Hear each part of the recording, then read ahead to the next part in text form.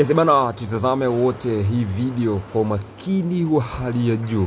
Hapa ni Benjamin William Mkapa, ile siku ambayo ilikuwa ikisubiriwa kwa hamu, mechi ya kuonea kufuzu hatua makundi ya ligi mabingwa barani Afrika, Silver Strikers dhidi ya Young Africans.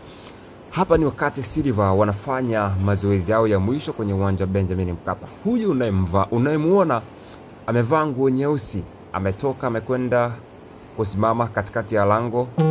Hatujui alikuwa anafanya nini.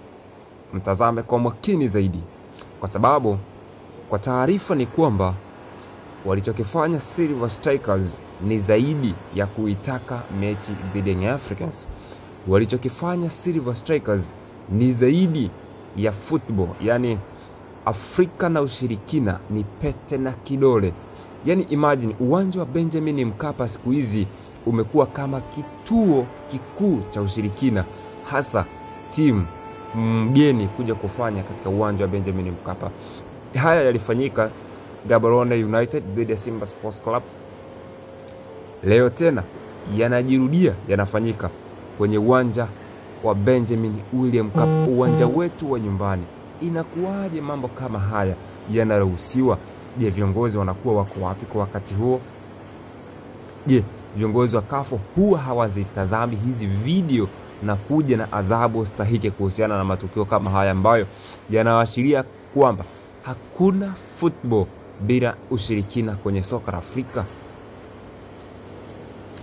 Waafrika wengi tupo nyuma kimaendeleo kwa sababu ya vitu kama hivi. Mpira wa miguu unachezwa kisayansi, lakini kwa sasa Afrika sisi tumegeuza mpira wa miguu umekuwa ni ushirikina plus ushirikina ni sawasawa na mpira wa miguu. Vitu ambavyo vimefanyika Benjamin Mkapa ni vya kutia aibu soka la Afrika. Yani mimi ningekuwa kiongozi, ningepata nafasi ya kuwa kiongozi katika shirikisho la Afrika, ama karibu hata na viongozi wa shirikisho la Afrika kushauri kwenye maamuzi, ningepitisha sheria moja ambayo ingekuwa ni ya kikatili mno. Ikibainika timu yoyote imefanya vitendo vya kishirikina vinavyoashiria ushirikina wowote, iwe ni nyumbani ama ugenini, mara moja pasipo kusita, hiyo mechi haichezwi na wewe unakuwa umepoteza game period. Yani unakuwa umepoteza game period, kwa sababu huu ni ujinga kiwango cha lami kufanyika kwenye soka la Afrika. Hatuwezi tukaendelea kwa staili hii na hatuwezi tukafika sehemu yoyote. Hii ni aibu ndugu zangu. Hebu tuamke basi tukazisaidie hizi timu zinazokuja na haya mambo. Lakini pia serikali inapaswa kutoa utaratibu na onyo kali kwa timu ambazo zinakuja zinaruhusiwa kufanya vitu kama hivi kwenye uwanja ambao ni wa taifa.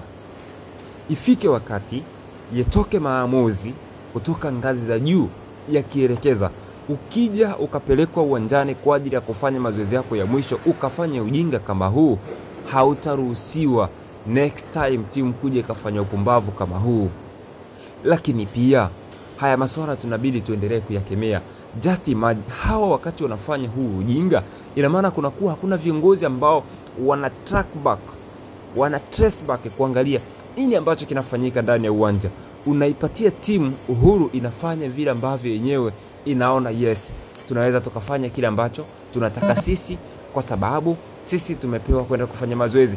Hii ndio maana muda mwingine watu wananyimwa kufanya mazoezi ya mwisho kwenye uwanja, sio kwa sababu kwamba kuna kitu chochote kinafanyika, lakini ni kwa sababu ya vitu vya kijinga kama hivi hapa ambavyo havina athari chanya kwenye football, vitu ambavyo vinarudisha nyuma maendeleo ya mpira wa miguu. Sasa kwa nini visizuilike? Wakati mwingine mimi naona ni ya heri timu ikaje ikapewa uwanja nje ya uwanja ambao watachezea, kwa sababu ya kuepusha vitu vya kipumbavu kama hivi. Hatuwezi kuruhusu kila siku timu zinakuja. Ni juzi tu Gaborone wamekuja wamefanya ujinga, lakini wakafungwa bao 2-1. Leo wanarudi wanafanya ujinga huu. Silver Strikers kutoka Malawi wanaleta taswira gani katika soka la Tanzania? Wanaleta tafsiri gani watu kuielewa kwamba ukija Tanzania unapaswa kufanya nini ili uweze kupata matokeo? Sio kucheza mpira, bali njoo na waganga wako, fungisha waganga wako wa jadi, njoo nao Tanzania, kisha utaweza kupata matokeo. kitu ambacho hakina afya kwenye soka letu la Tanzania na soka la Afrika. Wamechafua sana nchi yetu. Yaani hao majamaa mimi nimewamind kweli kwa sababu huu ujinga ulifanyika kwenye mechi dhidi ya Gaborone United, leo tena unafanyika dhidi ya Silver Strikers kwenye mechi dhidi ya Young Africans. Kwa nini isifike mahara CAF ikawa na sheria kali dhidi ya vitu vya kipumbavu kama hivi? Kwa nini isifike mahala watu wakawa serious kwenye kazi zao? Kwa sababu ujinga wanaofanya huu hauna faida yoyote zaidi ya kulichafua soka la Afrika.